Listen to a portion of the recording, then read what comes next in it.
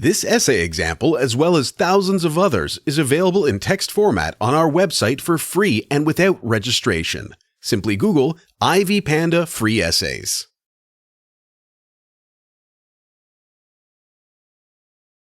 Introduction.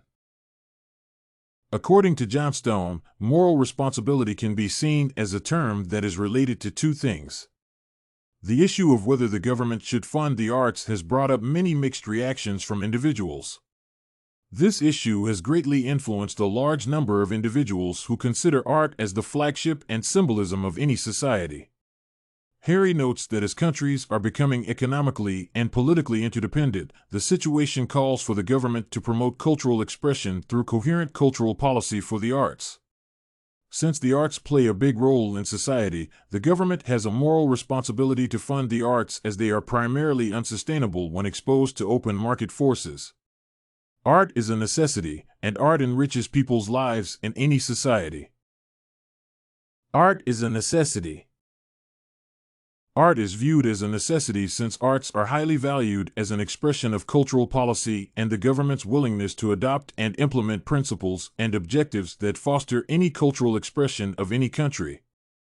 Harry further argues that arts are a source of income for the government since the revenue obtained from the art industry contributes to about 80% of the total gross domestic product of any nation. This justifies the eligibility of the government to fund the arts since everybody can benefit from the artwork.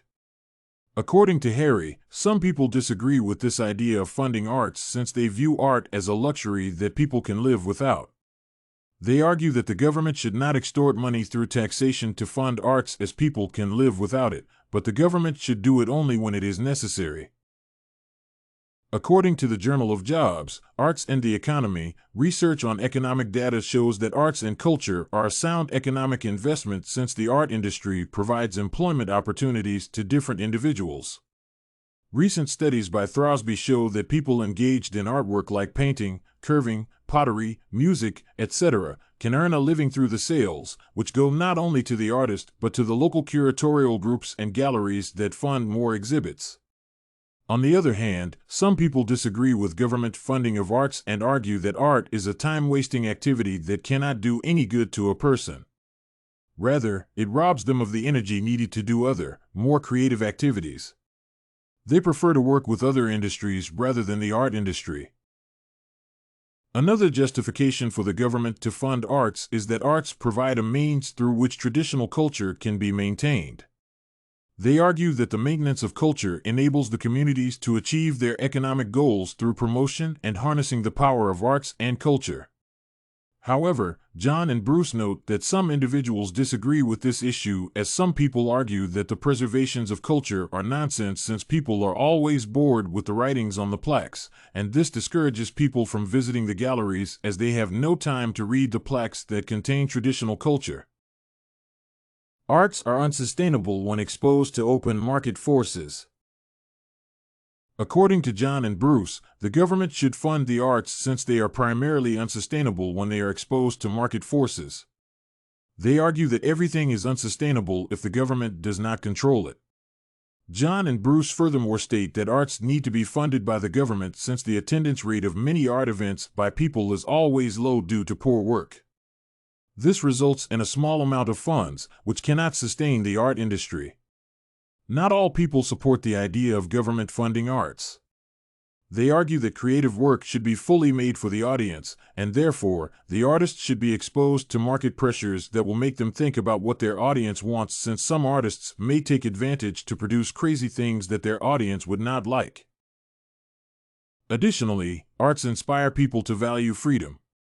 This calls for the government to be directly involved in art activities to promote freedom through artwork by funding it. Not all people agree with this idea.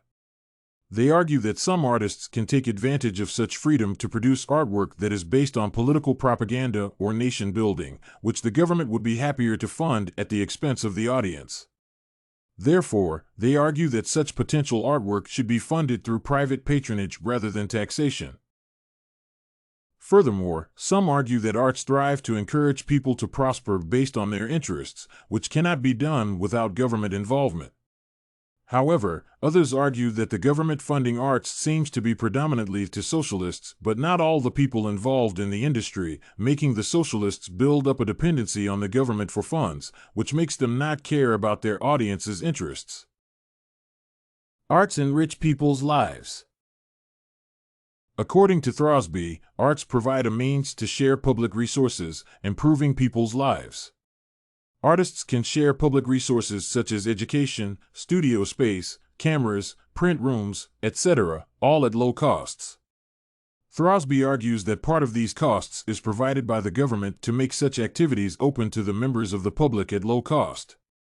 Other people argue that the government giving such subsidies really undermines the arts, thus discouraging individuals from engaging themselves in artwork and, at the same time, encouraging people to do what they want and not what people want. Art plays a major role in the daily lives of people. People view art as part of their lives, and certain groups need the art industry more than others. On the other hand, some people argue that the art industry is for marginalized communities who do not have as much capital as the rich groups. They argue that it is not fair for the government to tax all the people to spend the money just on a particular group. According to Harry, arts play a major role in promoting education by the government funding the humanities in different sectors of education, as everyone is assured of education, which leads to community development. Other people argue that the government should not fund education based on humanities. Rather, it should be funded privately by publishing more work in the popular press. Conclusion. To conclude, arts play a major role in the development of any nation. Therefore, the government should contribute towards its development by taking the funding of arts as its moral responsibility.